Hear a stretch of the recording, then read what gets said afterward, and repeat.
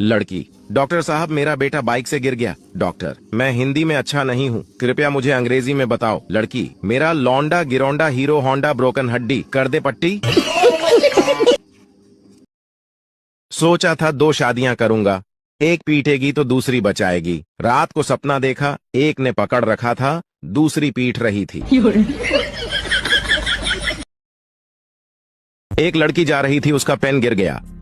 एक लड़का उसका पेन उठाकर दिया और बोला, आपका नाम?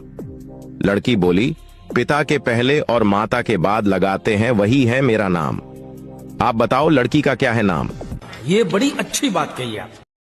फेसबुक से थक जाते हैं तो व्हाट्सएप चले जाते हैं, जब व्हाट्सएप से थक जाते हैं तो इंस्टाग्राम पर चले जाते हैं। ओह माय गॉड, इतनी भाग दौड़ भरी जिंदगी। एक अमीर लड़की को स्कूल में गरीब परिवार पर निबंध लिखने को कहा गया। जरा गौर फरमाइए लड़की ने क्या लिखा। एक गरीब परिवार था, पिता गरीब, माँ गरीब, बच्चे गरीब। परिवार में 4 नौकर थे, वो भी गरीब। स्कॉर्पियो कार थी, वो भी टूटी हुई थी। उनका गरीब ड्राइवर बच्चों को उसी टूटी कार में स्कूल छोड़ के आता था।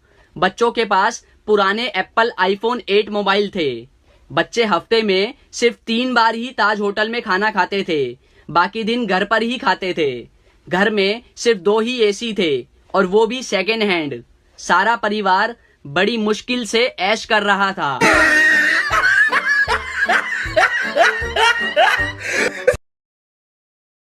CBSE, UPSC, दिन में सोडा रात को लस्सी। ICSE, NTSE, गोल करेंगे रोनाल्डो मेसी। बोर्ड एग्जाम में होने वाली है सारे बच्चों की ऐसी की तैसी। चिंता ता चिता चिता चिंता ता ता। एक रात एक चोर एक घर में घुसा, दरवाजा खोला तो एक बूढ़ी औरत सो रही थी। खटपट की आवाज से उसकी आंखें खुल गईं। चोर घबरा गया, लेकिन बुढ़िया बोली, डरो मत बेटा, लगता है किसी मजबूरी के कारण तुम ऐसा काम कर रहे हो। कोई बात नहीं, अलमारी में एक तिजोरी है, उसमें का सारा पैसा और गहना तुम चुपचाप ले जाना, लेकिन पहले मेरे पास आकर बैठो। मैंने अभी अभी एक सपना देखा है, वह सुनकर जरा मुझे उसका मतलब तो बता दो। चोर बुढ़िया की बातों में आ गया और चुपचाप जाकर उसके पास बैठ गया। बुढ़िया ने कहा, बेटा मैंने देखा कि मैं एक जंगल में खो गई हूँ। तभी एक कौवा मेरे पास आया और उसने 3 बार जोर जोर से बोला, पिंटू पिंटू पिंटू। बस फिर सपना खत्म हो गया और मेरी आंखें खुल गईं। जरा बताओ इसका क्या मतलब हुआ। चोर सोचने लगा। इतने में बुढ़िया का बेटा पिंटू अपना नाम जोर जोर से सुनकर उठ गया और अंदर आकर चोर को जमकर पीटा। बुढ़िया बोली, बस करो, अब मत मारो। चोर बोला, नहीं नहीं, मुझे और मारो, ताकि मुझे आगे से याद रहे कि मैं एक चोर हूँ, सपनों का मतलब बताने वाला नहीं। एक बूढ़ी औरत 2 लाख रुपए जमा करने बैंक जाती है। मैनेजर ने बुढ़िया से पूछा, इतने पैसे आपके पास कहाँ से आए? बुढ़िया बोली, मैं शर्त लगाती हूँ कि आपको भी शर्त लगानी है। मैनेजर बोला, नहीं। बुढ़िया ने कहा, वैसे भी आप मुझसे शर्त नहीं जीतेंगे। मैनेजर को गुस्सा आया और वह शर्त लगाने के लिए तैयार हो गया। बुढ़िया बोली, शर्त यह है कि कल सुबह 10 बजे मैं आपको 2 थप्पड़ मारूंगी और आपका पूरा शरीर हरा हो जाएगा। अगर ऐसा नहीं हुआ तो मैं आपको 10,000 दूंगी, और यदि ऐसा हो गया तो आप मुझे 10,000 रुपए देंगे। मैनेजर सोचा, ऐसा संभव थोड़ी है। उसने शर्त मान ली। अगले दिन बुढ़िया अपने वकील के साथ बैंक पहुंची और शर्त के अनुसार उसने मैनेजर को जोर से 2 थप्पड़ मारे। इतने में वकील दीवार से सिर पीटने लगा। मैनेजर ने बुढ़िया से पूछा, ये आपके वकील को क्या हो गया? बुढ़िया मुस्कुराते हुए बोली, मैंने इससे 20,000 रुपए की शर्त लगाई थी कि आज सुबह ठीक 10 बजे मैं बैंक के मैनेजर को 2 थप्पड़ मारूंगी। अमेरिका में जब कोई बच्चा बाइक से गिरने के बाद घर पहुंचता है तो उसकी माँ सबसे पहले उसे बिठाती है, देन डॉक्टर को कॉल करती है। और जापान में जब कोई बच्चा बाइक से गिर जाता है तो उसकी माँ सबसे पहले उसके फ्रैक्चर चेक करती है और फ्रैक्चर चेक करने के बाद उनपे बैंडेज करती है। और जब मैं बाइक से गिरता हूँ तब माँ, हाँ बेटा, मैं बाइक से गिर गया। क्या?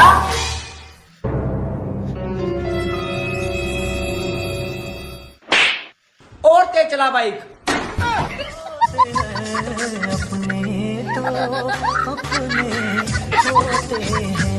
दोस्तों, एक बार एक राजा के राज्य में महामारी फैल गई। चारों ओर लोग मरने लगे। एक रात राजा को एक सपना आया कि हे राजा, तुम्हारी राजधानी के बीचों बीच जो पुराना सूखा कुआं है, अगर अमावस्या की रात को राज्य के हर घर से एक एक बाल्टी दूध उस कुएं में डाल दिया जाए तो अगली ही सुबह ये महामारी समाप्त हो जाएगी। राजा ने अगले दिन पूरे राज्य में यह घोषणा करवा दी कि महामारी से बचने के लिए अमावस्या की रात को हर घर से कुएं में एक एक बाल्टी दूध डालना जरूरी है। अमावस्या की रात जब लोगों को कुएं में दूध डालना था, उसी रात राज्य में रहने वाली एक कंजूस बूढ़ी औरत ने सोचा कि सारे लोग तो कुएं में दूध डालेंगे, अगर मैं एक बाल्टी पानी डाल दूं तो किसी को क्या पता चलेगा। उस कंजूस औरत ने रात में चुपचाप एक बाल्टी पानी कुएं में डाल दिया। अगले दिन जब सुबह हुई तो महामारी समाप्त नहीं हुई। राजा ने जब कुएं के पास जाकर इसका कारण जानना चाहा तो उसने देखा कि सारा कुआं पानी से भरा हुआ है। दरअसल दोस्तों, ऐसा इसलिए हुआ क्योंकि जो विचार उस बूढ़ी औरत के मन में आया था, वही विचार सभी लोगों के मन में आ गया और सबने कुएं में दूध की जगह पानी डाला। दोस्तों, बात सिर्फ इतनी सी है कि जब भी कोई ऐसा काम आता है जिसे बहुत सारे लोगों को मिलकर करना होता है, तो अक्सर हम अपनी जिम्मेदारियों से यह सोचकर पीछे हट जाते हैं कि कोई न कोई तो कर ही देगा। भारत में लोग हेलमेट नहीं पहनेंगे, लेकिन फोन पर कवर और स्क्रीन गार्ड जरूर लगाएंगे। चाहे अपना सर फूट जाए, लेकिन मोबाइल को कुछ नहीं होना चाहिए। एक बच्चे का जन्म होने वाला था। जन्म से कुछ समय पहले बच्चा भगवान से बोला, हे प्रभु, मैं इतना छोटा हूँ, खुद से कुछ कर भी नहीं पाता, भला मैं पृथ्वी पर कैसे रहूंगा? मुझे कहीं नहीं जाना, मुझे अपने पास ही रहने दीजिए। भगवान बोले, हे बालक, मैंने तुम्हारे लिए एक फरिश्ता चुना है, वो तुम्हारे लिए मुस्कुराएगा भी और तुम्हारा ख्याल भी रखेगा। बच्चा बोला, जब लोग मुझसे बात करेंगे तो मैं समझूंगा कैसे? मुझे तो उनकी भाषा भी नहीं आती। भगवान बोले, तुम्हारा फरिश्ता तुमसे मधुर शब्दों में तुमसे बात करेगा, वो तुम्हें चलना बोलना और प्रार्थना करना भी सिखाएगा और वो तुम्हें सभी बुरे लोगों से बचाएगा, भले ही उसकी जान ही क्यों न चली जाए। इस बीच पृथ्वी से किसी के कराहने की आवाज सुनाई दी। बच्चा समझ गया कि अब उसे जाना होगा। बच्चा बोला, हे ईश्वर, मेरे जाने का समय हो गया है, कृपया करके मुझे उस फरिश्ते का नाम बता दीजिए। भगवान बोले, तुम नाम जानकर क्या करोगे? बस इतना जान लो, तुम पृथ्वी पर उसे माँ कहकर बुलाओगे तो बस अपनी प्यारी माँ के लिए एक लाइक करके सब्सक्राइब कर दो। पूरा सुनिए, मजा आएगा। मुझे तो अपनों ने लूटा, गैरों में कहाँ दम था। मेरी हड्डी वहाँ टूटी जहाँ हॉस्पिटल बंद था। मुझे जिस एम्बुलेंस में डाला उसका पेट्रोल कम था। मुझे रिक्शे में इसलिए बैठाया क्योंकि उसका किराया कम था। मुझे डॉक्टरों ने उठाया, नर्सों में कहाँ दम था। मुझे जिस बेड पर लेटाया उसके नीचे बम था। मुझे तो बम से उड़ाया, गोली में कहाँ दम था। और मुझे सड़क में दफनाया क्योंकि कब्रिस्तान में फंक्शन था।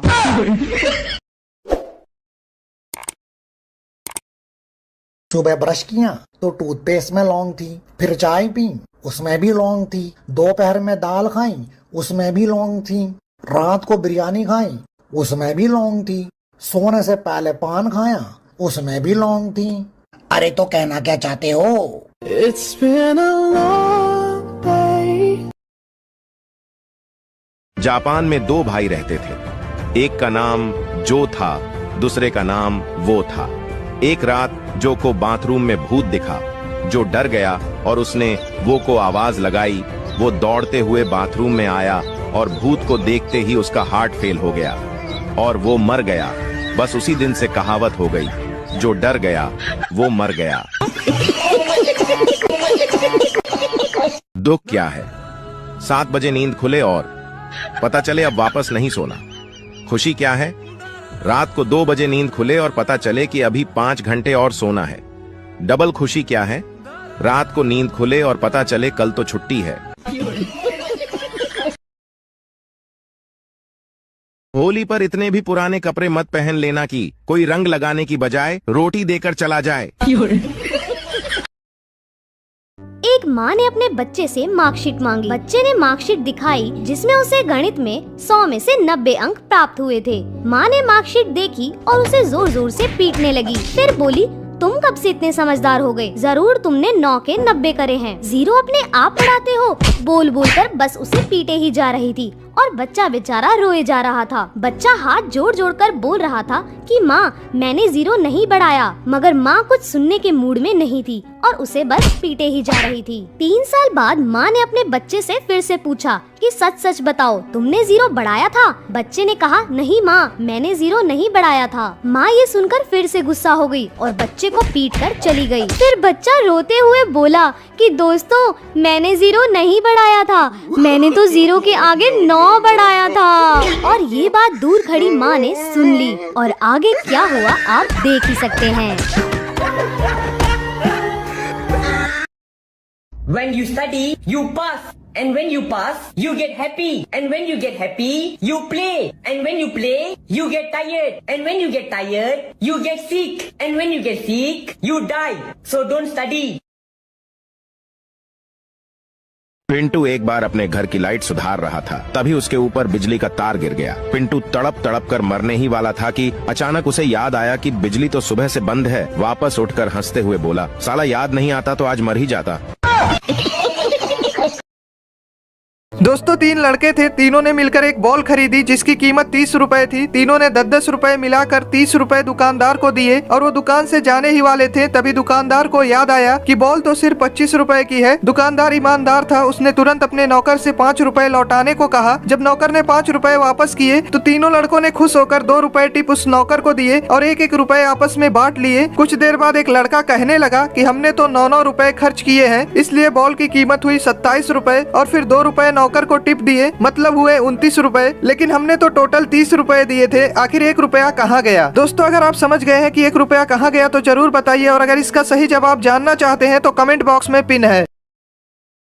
दोस्तों 2 लड़के लड़की शादी करना चाहते थे, लेकिन लड़की का बाप चाहता था कि शादी ना हो, इसलिए उसने लड़के के सामने एक शर्त रखा कि अगर बारात में कोई भी बूढ़ा आदमी आया तो शादी नहीं होगी। लड़के ने मजबूरी में शर्त मान ली। जब बारात लड़की के घर जाने के लिए निकलने वाली थी, तभी लड़के के नाना ने कहा मैं भी जाऊंगा बारात। लोगों ने समझाया कि अगर आप गए तो शादी नहीं होगी। नाना बोले चाहे कुछ भी हो लेकिन मैं जाऊंगा। लोगों ने फैसला किया कि बूढ़े नाना को डिग्गी में बैठा लो, लेकिन उन्हें बाहर मत निकालना। नाना को डिग्गी में डाल दिया गया। जब बारात पहुंची तो लड़की के बाप ने फिर से टांग अड़ा दी और लड़के से कहा शादी तभी होगी जब तुम पास के इस तालाब से पानी की जगह दूध बहवा दो। बारातियों ने कहा यह तो पॉसिबल नहीं है। बारात वापस आने लगी, तभी नाना ने डिग्गी से आवाज लगाई, बस इतनी सी बात के लिए तुम सब वापस जा रहे हो? जाओ जाकर लड़की के बाप से कह दो कि हमने दूध का इंतजाम कर लिया है, आप तालाब का पानी खाली करा दो। दोस्तों भारत पाकिस्तान के बीच जो लड़ाई हुई उसमें कुछ भी अच्छा नहीं हुआ, लेकिन एक चीज जो अच्छी हुई वो ये हुई कि हमें पता चल गया हमारे देश के लिए कौन कौन वफादार है। इस 6 दिन की लड़ाई में भारत के हर नागरिक ने इंडियन आर्मी का बहुत साथ दिया, पर एक सेक्शन और था ऐसा जिसने पूरे भारतीयों का साथ दिया, वो थे हमारे इन्फ्लुएंसर्स। हाँ, इस लड़ाई में हमारी इंडियन मीडिया ने काफी झूठी खबरें फैलाई, लेकिन अगर हमारे इन्फ्लुएंसर्स नहीं होते तो हम भी पाकिस्तान की तरह झूठी बातों में उलझ कर रह जाते। लोगों ने मीडिया से ज्यादा वीडियो क्रिएटर्स की सुनी। लिटरली पाकिस्तानी एक्टर्स हारने के बाद भी विक्ट्री परेड निकाल रहे हैं, पर हमारे एक्टर्स तो सारे चुप रहे और कुछ इन्फ्लुएंसर्स भी चुप रहे ताकि उनकी ऑडियंस न चली जाए। पर जो बोले उन्होंने हमें एक हौसला दिया और ऐसे वक्त में हिंदू मुस्लिम करने से रोका। एक नया फोन लेकर उसकी अनबॉक्सिंग वीडियो बना देना, चाची को साड़ी दिला देना या फिर वीडियो कॉल पे एक दूसरे को गाली दे देना। अगर तुम्हारी नजर में कंटेंट इसे कहते हैं तो जाकर प्यार से फॉलो करो। पर चलो आओ थैंक्स बोलते हैं उन लोगों को जिन्होंने ऐसे वक्त में हमारे देश का साथ दिया। कमेंट्स में उस इन्फ्लुएंसर को, उस वीडियो क्रिएटर को टैग जरूर करना जिसने आपको सबसे ज्यादा होप, जिसकी वीडियो आपने सबसे पहले देखी और जिसने आपको सही इन्फॉर्मेशन दी। भेज दो सबको ये वीडियो। इंग्लिश की क्लास में गोलू लेट पहुंचा। English teacher, Golu why are you so late? Golu, madam वो ना। Teacher, Golu speak in English. Golu, madam my car was फसिंग इन कीचड़, नो हिलिंग नो डुलिंग, ओनली भुर्र भुर्र करिंग।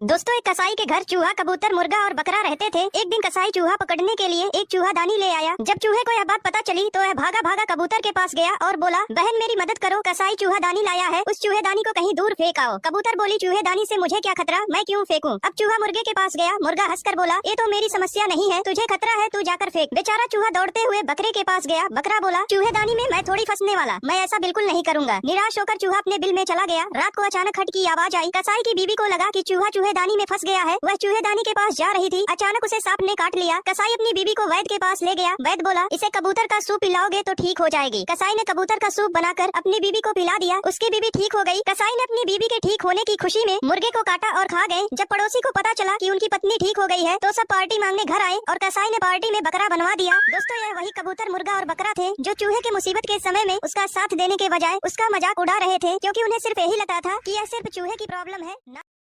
तुम्हें पता है एक जेंटलमैन कौन होता है? जो तुम्हारी बकवास बातें भी बड़े गौर से सुने, जो तुम्हारा रंग रूप दौलत देखकर नहीं, तुम्हारी मासूमियत देखकर तुम्हें प्यार करे, जो तुम्हारी बिना फिल्टर वाली फोटो की भी तारीफ करे और जब तुम इनसिक्योरिटीज हो तो इग्नोर नहीं क्लियर करे, जिसे तुम्हारे जिस्म से नहीं बालों से खेलना पसंद हो, जो तुम्हारी मर्जी के बगैर तुम्हें उस नज़र से देखे भी ना, भले ही तुम्हारी आँख खुली हो या बंद हो, जो तुम्हें भले ही कितना भी प्यार करता हो लेकिन अपनी माँ को हमेशा प्रायोरिटी दे, जो महंगे महंगे गिफ्ट्स भले ही ना दिलाए लेकिन तुम्हारे पीरियड्स में तुम्हें एक चॉकलेट जरूर ला कर दे, जो भले ही तुम्हारी गलतियों पे तुम्हें डांटे लेकिन दूसरों के आगे बहुत रिस्पेक्ट से बात करे, जिसके पास ऑप्शंस भले ही कितने हो लेकिन वो हमेशा सिर्फ तुम्हें ही चुने, जो तुम्हारे आगे रोने से बिल्कुल ना शर्माए और उसे देखकर जब तुम रो दो तो वो चुप हो जाए, और अगर ऐसा लड़का तुम्हें मिले तो उसका साथ कभी मत छोड़ना।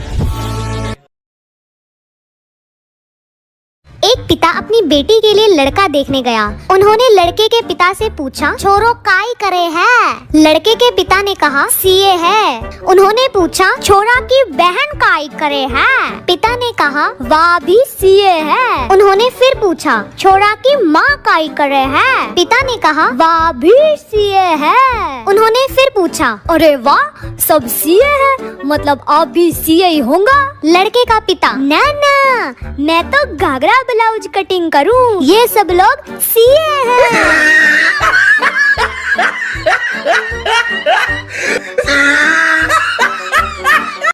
एक लड़का एग्जाम हॉल में बैठा था। पेपर बहुत टफ था। वह चीटिंग करना चाहता था लेकिन एग्जामिनर बहुत स्ट्रिक्ट था। थोड़ी देर बाद लड़के ने एग्जामिनर को अपने पास बुलाया और उसके कान में कुछ फुसफुसाया। एग्जामिनर चुपचाप जाकर चेयर पर बैठ गया और वहीं बैठा रहा। सभी छात्रों ने खूब चीटिंग की। एग्जाम खत्म हुआ तो सभी ने बाहर आकर उस लड़के से पूछा, भाई तूने एग्जामिनर को ऐसा क्या बोला कि वो चेयर से उठे ही नहीं? वह लड़का शर्माते हुए कहा, मैंने बोला था सर, पीछे से आपकी पैंट फटी है।